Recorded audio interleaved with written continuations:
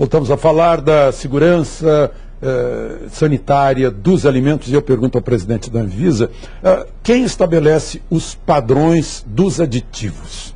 A gente falou muito ultimamente sobre ácido ascórbico, ácido sórbico, né? O ácido ascórbico que é a vitamina C, afinal, esse padrão vem de onde?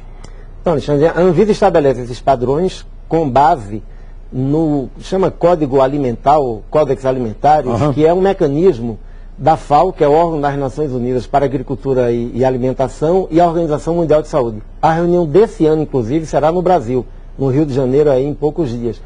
Todos os anos se reúne um grande painel que participam especialistas de todos os países do mundo, que fazem parte do sistema das Nações Unidas, revisam literatura científica e estabelecem quais são os aditivos que podem ser utilizados e em que teor.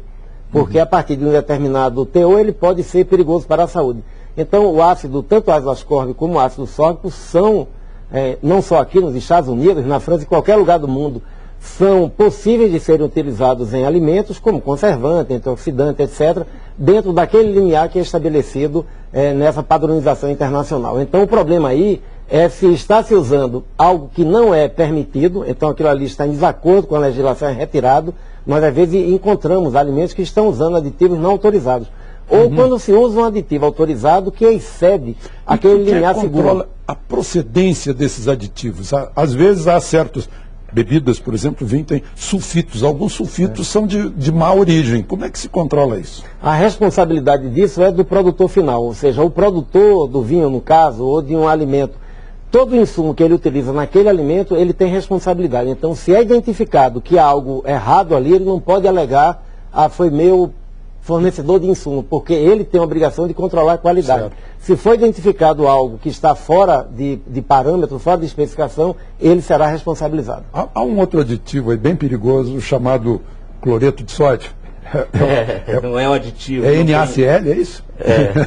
O sal de cozinha. Sal de cozinha, né? Talvez mate mais do que todos esses contaminantes, né? Inclusive aditivo, a gente às vezes fala assim, mas o aditivo também é para um processo, ele não é para forjar, né, para esconder algum erro de processo, uma putrefação de carne, por exemplo. Mas o sal, por exemplo, não tem limite, porque ele está no rol dos nutrientes, dos ingredientes, né? E até ele tem já um acordo, a Anvisa fez um acordo muito interessante, que diminuiu toneladas de sal nas indústrias de alimentos, porque hoje é um problema grave, né? Doenças circulatórias, e é o que mais mata no Brasil hoje, e talvez no mundo, as doenças não transmissíveis, né? Diabetes, problemas cardíacos, e o sal, a gordura e o excesso calórico talvez esteja matando mais do que todos esses contaminantes. Por isso que eu até tentei enfatizar aqui a comunicação de risco, né? O que realmente está causando risco para o nosso consumo de alimentos. O sal é pior do que os outros. Talvez seja mais importante até do que esse risco da carne. Doutor Décio, eu gostaria de mostrar para o senhor e para os nossos convidados um apanhado da Secretaria Nacional do Consumidor sobre as queixas principais. A maior parte das reclamações vem de supermercados, quase 20% é sobre pães, verduras, frutas e legumes in natura, carnes cruas e peixes frescos. Depois vem leite e derivados, né, bebidas lácteas, iogurte, queijo, manteiga, creme de leite normal, em pó e light. Depois restaurantes e comida rápida, lanches, né, sanduíches, de um modo geral, 6,9%, 6% queixas sobre bebidas alcoólicas e lá não está em último lugar, porque depois vem outras queixas, mas carnes e derivados é 5,6%. Né? Hambúrguer congelado ou cru, peitos de frango temperados, congelados, embutidos, salame, mortadela e salsicha. Essas são as principais queixas que a Secretaria do Consumidor recebe. Né?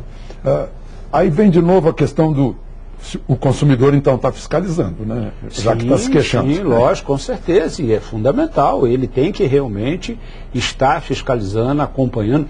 O brasileiro ainda não tem, infelizmente, vem adquirindo esse hábito, mas não tem, infelizmente, o hábito de ver o invólucro do produto. Ver a validade, ver a validade, dar uma olhada na composição, se não está com sal demais, gordura demais. Se é aquilo que realmente ele está querendo consumir. Porque você tem uma oferta, peso. você tem uma oferta grande de produto. E você tem que fazer a escolha pelo produto. Felizmente, nós vivemos durante muitos anos, essa escolha era pelo lado financeiro. Eu vou levar o mais barato. Né? Agora, nós tivemos, na semana passada, foi Dia Mundial do Consumidor.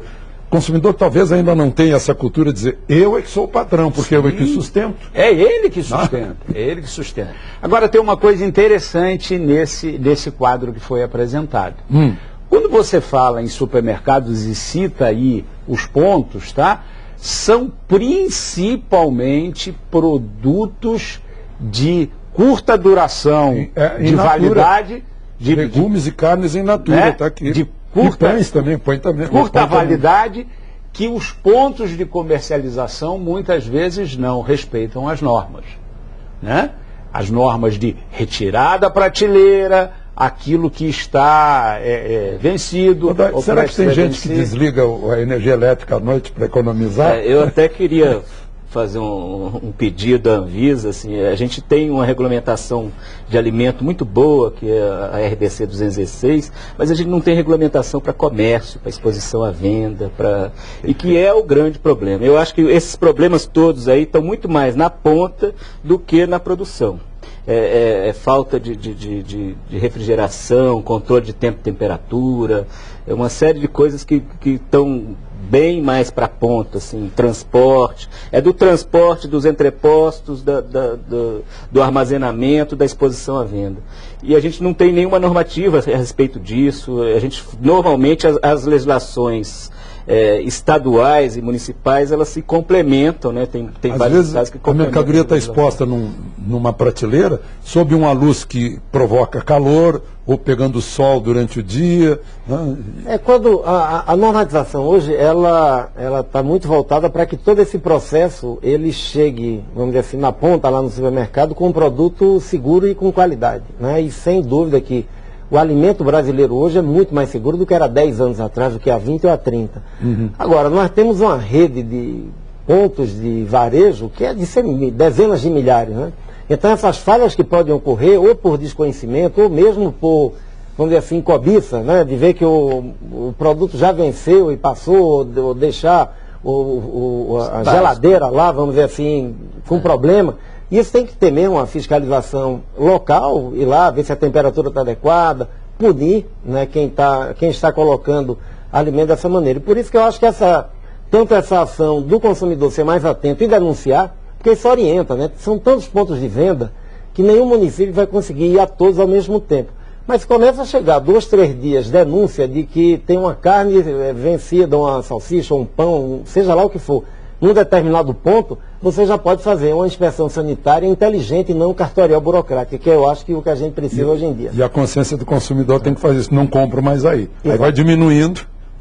Eu gostaria de mostrar mais uma pergunta, de apresentar mais uma pergunta através do Twitter, do Senna Bismarck.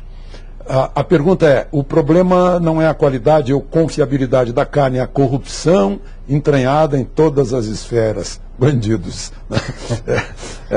O pessoal está irritado, né? Depois de tudo que a gente viu aí. Pois o quanto a corrupção pode atrapalhar a confiança do consumidor e do produtor? Eu acho, assim, atrapalha mais a gente que trabalha de forma honesta, porque eu acho que a maioria, inclusive, trabalha de forma honesta, trabalha muito. E pra gente é terrível quando aparece um caso como esse, não sei o quê. A gente não consegue controlar. O meu principal recomendação a vida toda foi, olhem se o produto tem origem, se o produto tem CIF, se a carne é registrada na agricultura. Isso para mim é a maior referência de qualidade da carne brasileira. E ainda é. Né? Mas para o consumidor passa a ser uma coisa duvidosa, né? As informações aí de décadas. Né? Então, assim, é triste, eu acho que é difícil para a gente trabalhar, a gente vai remando contra uma maré de Vamos recuperar a confiança pelo trabalho honesto. Mas é bem difícil para quem fiscaliza. Eu lamento, mas o nosso tempo se esgotou, eu agradeço a presença dos senhores. Na próxima semana, outro tema de interesse nacional. De Brasília, Alexandre Garcia.